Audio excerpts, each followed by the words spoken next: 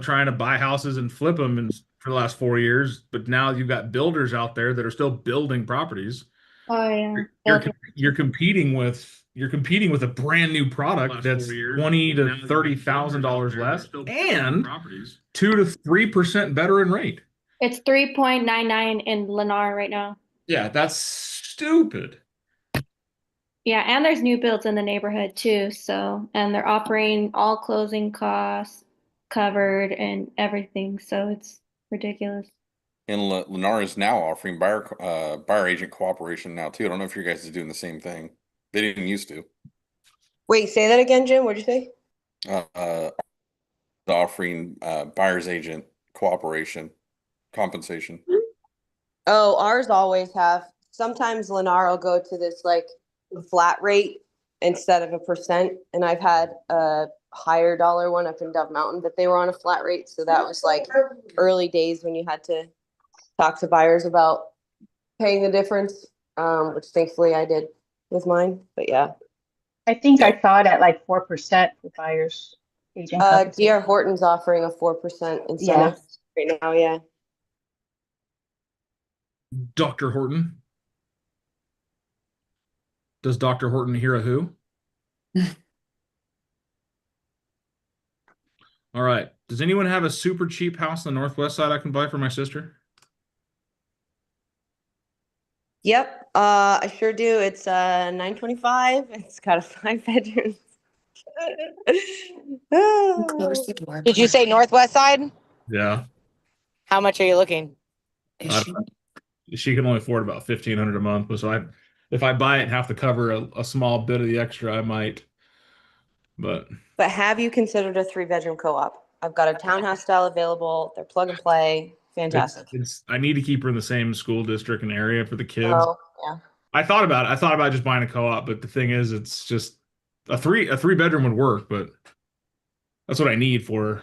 I need at least a 3. So yeah, her fiance and her are kaputzt as of yesterday. So could she get a new build? I hate to promote it, but there's a lot out there. She can't, you said? Okay. I thought about that too. Really did. I'm like, fuck. I just got off the phone with her. Sorry for being late. I was trying to talk her off a ledge. That stinks. I'm sure somebody's got something up there. Like that price point. Oh man, that's gonna be tough though. Oh yeah. Houses off of like Camino de Oeste or like Harding over there. Like those are still gonna be above that. What is that, like 250, 280 purchase price? Not even that. Yeah. You're looking around 200-ish. Yeah. Or the VA not VA, FHA assumables. Could you do any of those? If we find one, yeah. So there's a couple out there right now. Cheapest house over there in that area is like 320,000, which is like, okay, great. That's a fuck ton of money for a tiny ass house. I bought a house that was 800 square feet bigger than this for 120 grand less than this. So what if you did an equity ownership with her? Oh, I'll be buying it. Oh, gotcha. Back for me. Yeah, no, I'm not. No, I love my sister Depp, but I'm not tying myself to her at all. Hey Dan, at least she has her toe. Yeah, true. Wait, okay, that's gonna need some context. What is happening? My sister almost lost her foot. Oh, that's awful. So bad surgery, really bad surgery, and then another bad surgery, infection, hospitalization, almost lost her foot. So, but enough about my strife and struggles. Good to see you on. Hello, Isabella. Hello, Gracie. Hello, Raluca. Hello, Sharina. Hello, Mara. Hello, Caitlin. Hello, Christina. Hello, Audra. Hello, Jess. Hello, Aaron. Hello, Erica. Hi, Jim. Hi, Dan. Man, when you do that 5 minutes late, there's like 10 more people. I know. Oh yeah, it's actually a lot more. When I start off, it's like, hello, Aaron. Hello, Jess. That's it. 2 people. So, all right. I know you guys already talked about your wins a little bit. Let's hear some more of them. Because we are definitely off pace this morning, but you know what? Shenanigans happen. Listing appointment on Monday. I got a call yesterday, a signed call. Let's just leave it at that, okay? Let's just leave it at that. We don't need to talk about what it is or any details. Oh, a co-op? What? You guys must have a lot of those out there. I've never even seen one. Just Christina. There's only 7 of them in town, and Christina sold them all 3 times. There truly is not a lot. There's If I had a buyer tell me I want a co-op, I wouldn't know where to look. Yeah, there's 3 co-op communities that I know of. Yeah, that's all there is. Like 15 to 20 units each. No, no. Citation Gardens has a lot. Does it? The largest one, but this one's at Echo Ridge because I've got that 3-bedroom one out at Echo Ridge. Yeah, this is why I get referrals from other brokerages, Jim, because people go, A, I don't know what it is, and B, I also don't want it. Because I know Christina, I know more about co-ops than any agent in California. See? I feel good about it. I had an agent text me. We had a showing on the 3-bedroom yesterday, and she texted, she's like, hey, I'd like to show your listing, blah, blah, blah, blah. And I said, fantastic, please do. I said, have you ever sold a co-op, or can I answer any questions for you? She's like, this will be my first. No. I'm like, yep, that's everyone I work with. You're all fucked. No, I don't mind it because it's like they're truly, once you get the hang of them, they're pretty easy. Yeah. I was able to take my children, have them go out this morning and play pickleball. Get them all out there, teach them pickleball. 5:30 in the morning. That's awesome. So yeah, half of them, not the full bunch. Not all but 15 of them, just only half. Well, a little bit, less than half. Because you could make a whole team. Are there teams, Audra, in pickleball? Is that how that There works? are. Okay. Yeah, only 4 people to a team though, so I can have a couple of teams. There we go. Yeah, but, You can start your own I league. also- huh? You can start your own league. Oh yeah, yeah.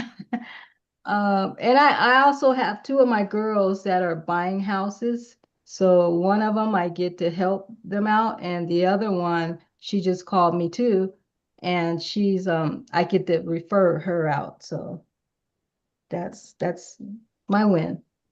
Where's she going, Audra? North Carolina. Do you have a Luan, person out there? Yeah, she has a realtor, Nice. and I'm gonna just refer her to that realtor. Yeah. Yeah. So my boys, they're trying to get bored with pickleball. So she said, my oldest daughter, she said, give them something, promise them something like ice cream or, something, money to challenge them. I don't know. But yeah, that's it. Awesome. I like that personal win. Serena, what do you got? I'm leaving for Colorado tomorrow for a couple of days. Heck yeah. What part? Colorado Springs. Nice. The Tucson. Road trip. So I like Colorado Springs. I lived out that way for a while. Oh, nice. All right. You guys ready to jump into more of our language classes? No? Okay. We can talk other shenanigans. Tell me more, Dan.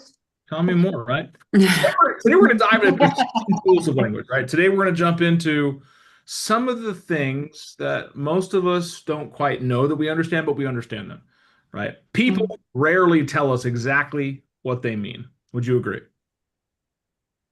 Right? People rarely tell us exactly what they mean.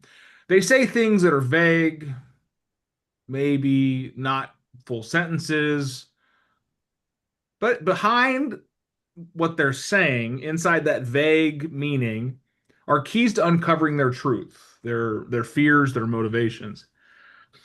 We're going to learn about how to talk around these things, how to identify these things, but most importantly, how to listen for these things. One of the things we're going to talk about today is deletion, leaving information out. How many of us know somebody who intentionally leaves out information in their statements? Right? Give me an example. Clients that might not want to tell you everything about, like an example would be how much they owe on their on their loan to the house. Okay. Isn't that just like every other buyer? Every other seller?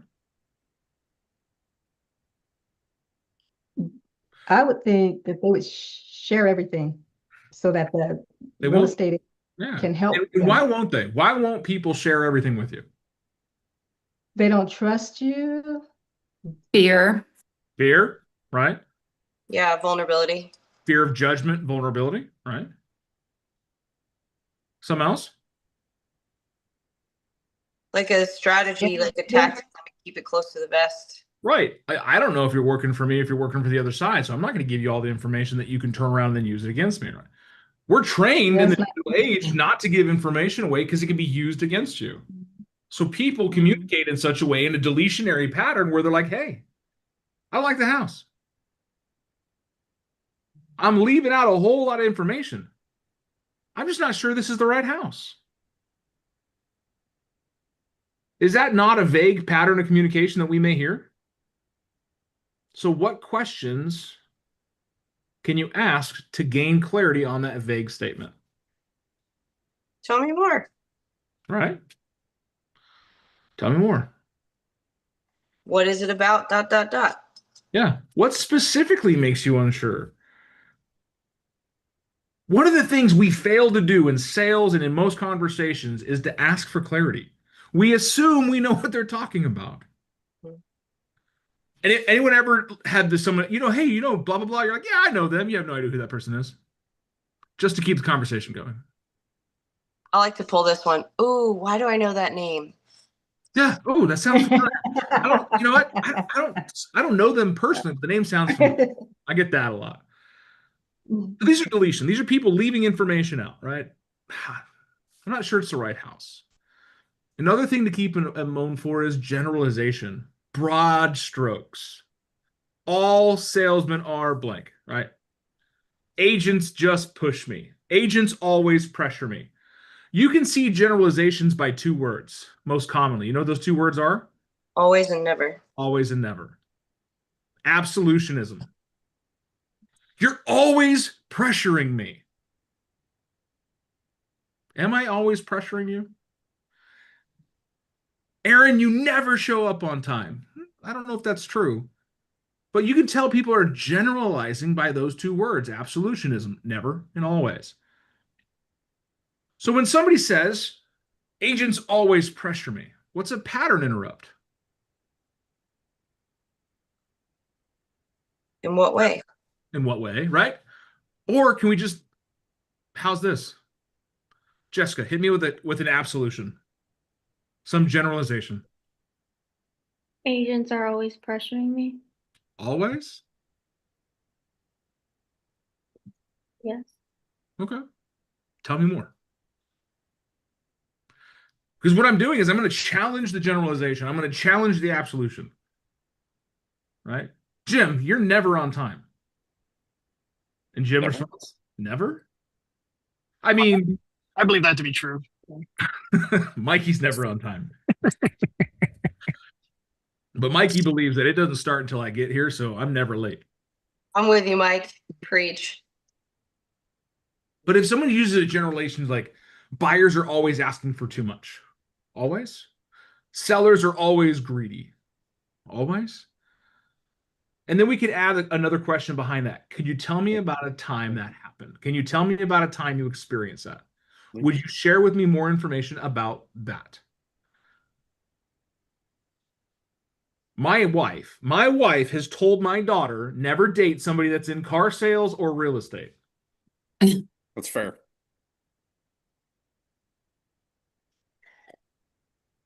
What have I done for the last 2 decades? Both. Well, yeah. The thing is, I know your daughter's choices, so I'm laughing pretty hard at that. Yeah, my daughter's Mikey's cousin. Fortunately, actually, I think he's a decent human being. I've enjoyed him so far, and I haven't wanted to punch him in the throat yet. I think he's on his best behavior because he knows I know his family. Not only do I know where you live, I know where your grandpa lives, and I know where your uncle lives. I know where you go to school. So, but the thing is when someone says always, you challenge with the always, just not like always. No, come from a place of curiosity and calm. Always seeking clarity. Can you imagine picking that girl up for a date and Dan answers the door? First of all, you got to walk down this 3-mile long driveway, past this giant lifted truck, and then Dan answers the door. So the funny thing is, the first 3 times he came over, my wife structured it so I wasn't home. to build comfort before I ever met the kid. My wife did it on purpose because he knew I knew who he was. Because she had asked him, she goes, Whining, that's an interesting last name. Dan's business partner's last name is Whining, and his eyes got all big. And that's when I text Mikey that day. I was like, hey, do you have family that goes to this? He's like, yeah, this person and this person. I'm like, yep, this is the one. Tell me about him. Dang, so there's 2 people to punch him in the throat now, huh? Oh, he's at least 2, at least. So, but we say generalizations, right? We get that broad assumption. People are overgeneralizing something in a conversation. It helps you to hear that in a conversation so that you can backtrack and find trust. When people generalize, what are they doing? They're protecting themselves, right? I'm painting everybody with the same brush that fits this certain stereotype because that's the interaction I've ever had. Where do we also see that show up in society? Politics, civic matters, like hello. Politics, racial issues, civic matters. It is one of the most polarizing things in sales is when generalizations happen. Because when people form an opinion based on a general understanding of a larger group, is it easy to get them off of that? Raise your hand if you know someone who's super stubborn, that is the moment they make a decision, you're not changing their mind. Right? Those people become generalists in something, you're not going to change their mind.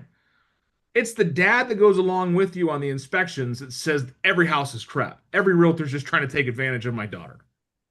Everyone? All of us? So when we hear that, challenge the generalization, the absolution, always, never. All of you guys are the same. All of us?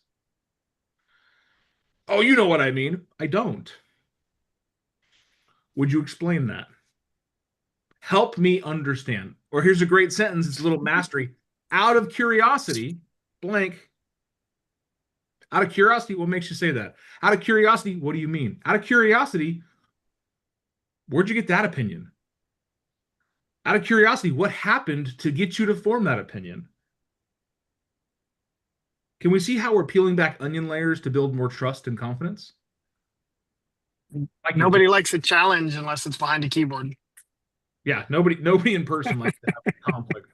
But I don't want you to come from a place of challenge, like, how dare you say every salesperson's this? I'm a good salesperson. No. These are people's beliefs. And if you challenge somebody's belief, you better be ready for a fight. But if you help them to feel comfortable enough explaining them, are you going to build more rapport? Tell me more. Help me understand what you're thinking. Where are you getting this information? Right. That's why I hate marry the house, date the rate. Well, by doing that as well, it helps for future. They'll think more about what they're going to say to you in the future, to not be so absolute and be more of a pleasure to work with. Yeah. I think this last topic I think will be pretty big, and that's distortion. What is something that's distorted? Right? What would you define as distorted? An inaccurate description of something. Something inaccurate to truth, right? A perceived inaccuracy. So Like somebody a, says like a something stereotype.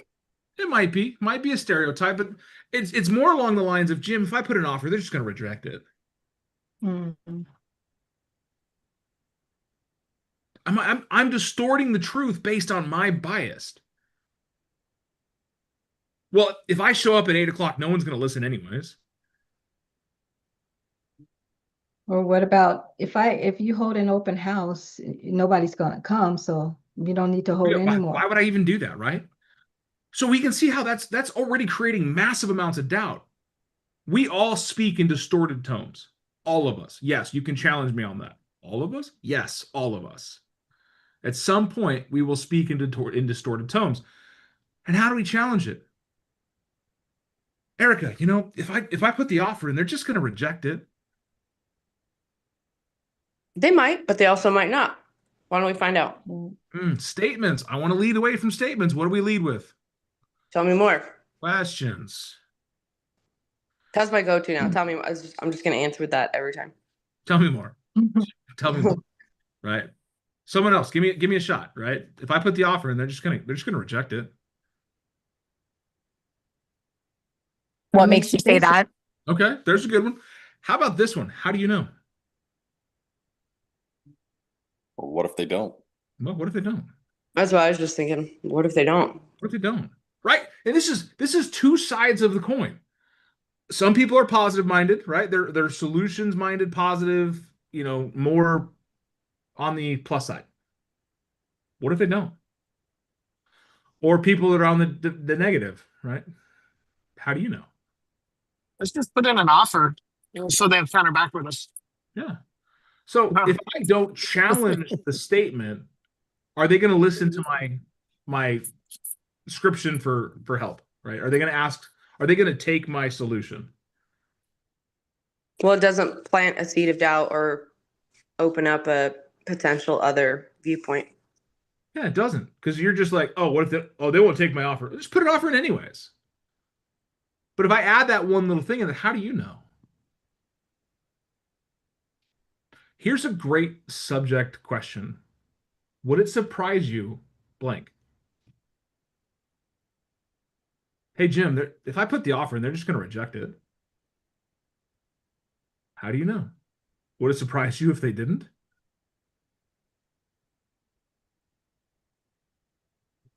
Mikey's heard me do this to him a lot. And he's kind of picking up on the pattern is because he'll call me and be like, they want to offer 900,000. They don't want to do this. But I'm like, hey, how do you know? How do you know the seller's not going to accept? Oh, I already talked to them. They're going to do this. Hey, you can't get a counter if you don't do what? Put in an offer. Yeah, they were under the impression as well that they're definitely getting a counter, and they were surprised when they didn't get a counter. But I just said, well, that's the risk you took and lowballing it. So. Yeah, but that's the thing is when someone's, oh, they're just going to counter. How do you know? Maybe they're overly opportunistic. Oh, I'm going to offer $100,000 less. They're going to take this offer. Distortion doesn't have to be to the negative. It could be overly positive. Well, how do you know? Right? Same question, different tonality. How do you know? How do you know? What if someone asks you? I'm sorry. Go ahead, Audra. What if someone asks you, do you think I should make a low offer, like 100,000 lower? Well, that's a question. It's not a statement. We are combating generalized statements that are helping us understand and uncover those root fears, those root truths, and those root motivations. Because somebody that says something like, you know what, Dan, I'm just not sure it's the right house. Every house we looked at just has something wrong with it. And if I put in an offer, they're just going to reject it.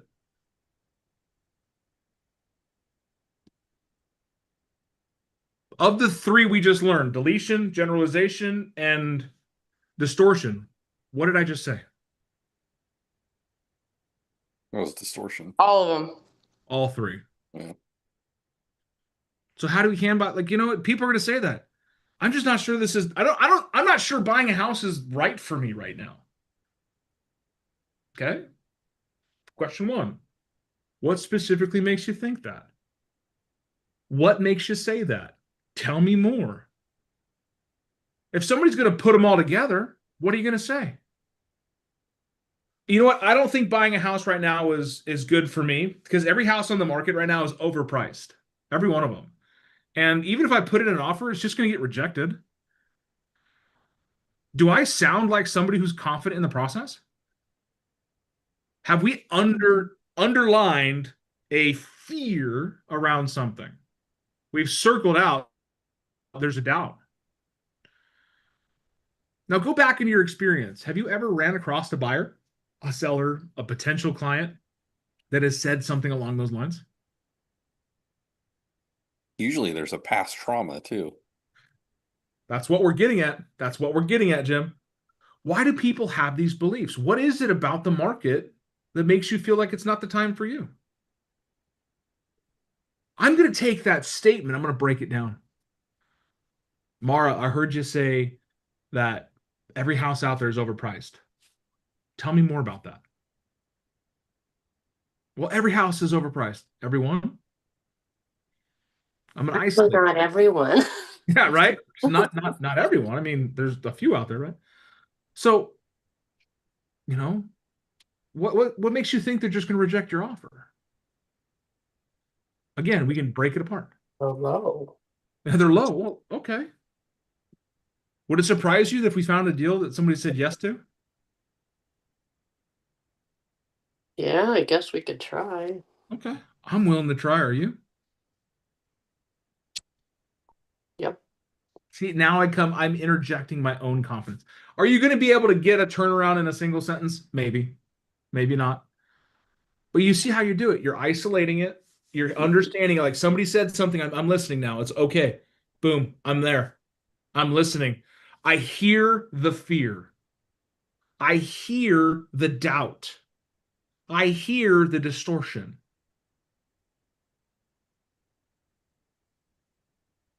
What people say is only about 25% of it, maybe 20. It's what they don't say. It's the word choice. It's the splits. It's the delays. It's the things in betweens that really tell the story. So, who wants to try one? I want you to tell me what pattern it is. Take yourself off mute. Let's go. Yeah. Audra, she's saying it. My spouse won't go for it. Tell me more. My spouse will say no. No to what? Anything. Give me an example. Oh, okay. Well, last time we tried to buy a house, my wife said no. Why? Why is that? Oh, it had a 9-car garage and only 1 bedroom. And what was it? There we go. See? Little rough start, but you got in there, got curious. How'd she do, guys? Good. Okay. What question did she miss?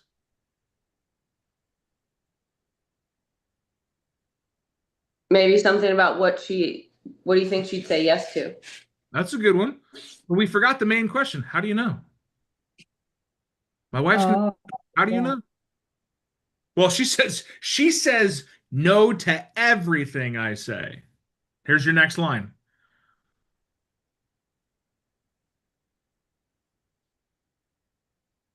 Is it deletion, generalization, or distortion? Generalization. Okay, how do we handle generalization? Everything? Everything? Question mark? I mean, she doesn't let me do anything. Nothing? See, good job. Good job. I didn't even say the word and she pitched it. Anything to nothing. Love that. Give it a fat pregnant pause and then hit him with, what makes you say that? Tell me more. So when we're using meta models, this is what they're called, meta models, we can ask questions like what specifically? How do you know? And compared to what? Always? Never? Let's go back 5 days, 6 days ago, right? We talked about the underlying foundation of scripting. Is it memorizing long paragraphs of words? No. It's understanding the foundation of language. Have these classes that we've been kind of diving more into, the foundations of language, been helpful? Yes. So continue to show up. We'll continue to pour in value. Guys, thank you so much. What'd you learn today? Everything. Tell me more. More. Here's your challenge for the day. Go listen for some deletions, some distortions, some generalizations in every client combo, in every conversation you have. Then ask one meta model question to dig deeper. Because the problem is when we're having conversations, it's not what they said that we heard, it's what they meant. And mostly what they didn't say. Because this is where our skills are going to improve, and this is where your deals are going to live, is understanding the space between words. So our job as a professional isn't to accept vague language as face value. It's lovingly challenge it because clarity creates confidence. Say that again. Clarity creates confidence. If we can help those that we're dealing with create confidence, is it easier to move forward with them? If you've ever tried to walk a shy dog, you know what I'm talking about. It's a pain in the ass because you're dragging it along and it's always trying to run off and hide somewhere. But if you've got a confident one, they walk right next to you. Yeah, Willie's talking about you. Talking shit, right? You help people uncover their own thoughts, fears, and assumptions. You can become the guide that they trust. After all, this is about trust, my friends. So let's go out there and create more of it. Until then, I'll see you guys in the morning briefly. But we're going to let Audra give us a high five out of here. High five, Audra.